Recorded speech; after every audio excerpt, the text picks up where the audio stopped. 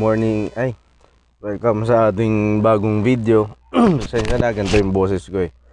Meron tayong sakit, konting sipon at ubo. Tapos, ito nga pala yung loob ng ating bagong Vios na na-acquire.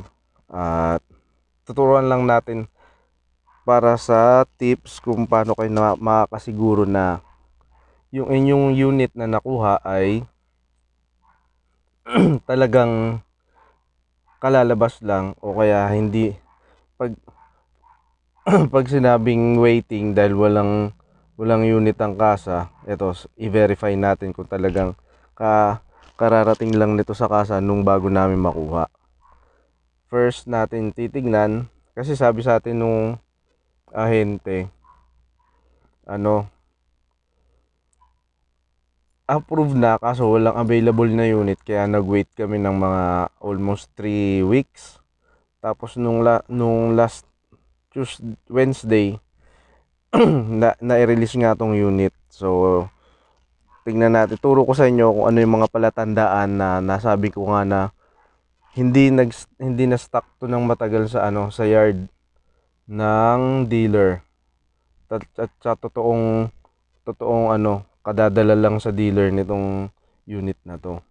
Ito nga pala ay XE 1.3 CVT 2024 na Vios. Una natin checkin yung kanyang odometer reading. Odo check.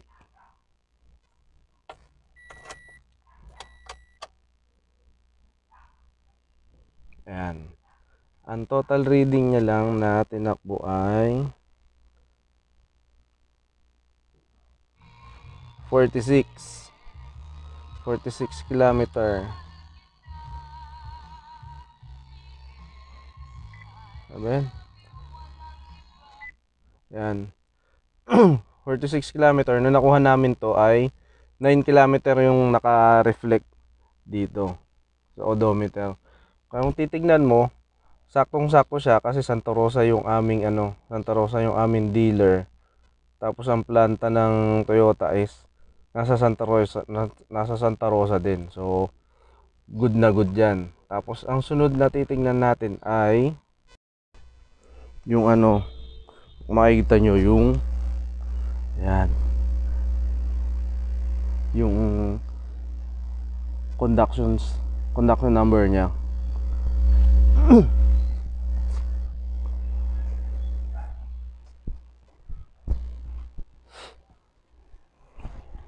Kung nakita nyo yung conduction number niya, bagong series yun. Kasi kung lumang unit to, ang series dapat nalalabas dun sa conduction number niya ay hindi yung bagong series na may alphanumeric sa may alphabet sa dulo. So good yan. Another yun na checkpoint. Tapos be-verify nyo rin yung unit mismo. Ito hindi ko pa nililisto Yan, wala pang, pag tingnan nyo, wala walang trace. Tapos kasi kadalasan ginagawang display unit sa mall o kaya sa dealer mismo. Madaming pumapasok dun sa sa unit. Checkin yung naka-display. Pag tinignan nyo yung carpet,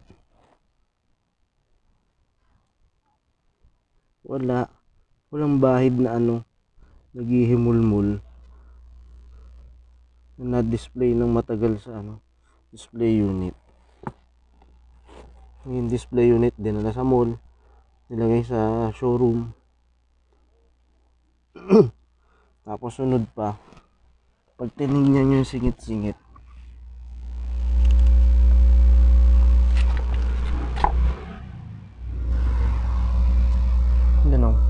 puting-puti. Halatang hindi natulog sa yarda to, diba? Kaya goods na goods. Tapos dito naman sa sa gas lid, tsaka sa engine bay.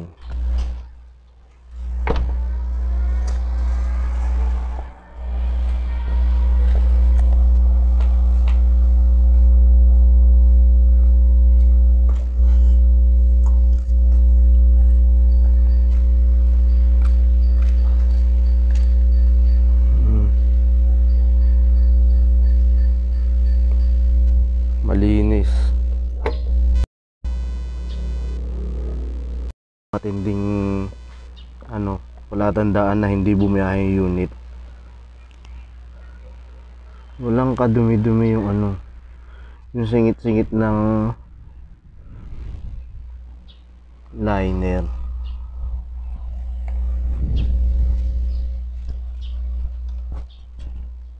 Likabok lang. Pero hindi para masabi mong tinakbo. Yun din sa loob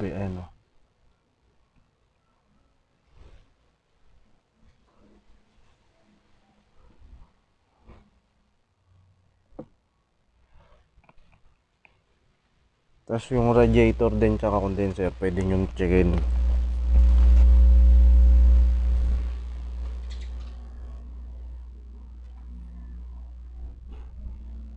Dito rin ayan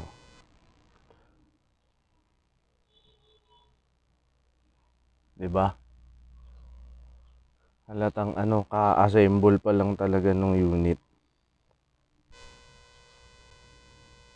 Kaya okay din, salamat sa sa ahente namin kay kay John Nico Candelario. Yan, hanapin nyo siya sa sa hanapin nyo sa Toyota Santa Rosa. Galing nga pala to sa Toyota Santa Rosa na amin dealer. Kaya yan yung mga tips kung buying kayo ng ng bagong unit. Pwede nyo sundan yung yung mga tips ko o kaya yung points na pinagsasabi ko rito. Kung maniwala man kayo sa hindi, okay lang kasi ako talagang na-verify ko tong unit na to na na fresh, hindi natulog sa kasa at hindi natulog ng matagal sa sa stockyard ng dealer. Yan. So, yun lang. At kung hindi pa kayo subscriber, pwede kayong mag-subscribe o kaya kahit hindi nyo naman kayo mag-subscribe, like na lang tayo. Okay. Salamat!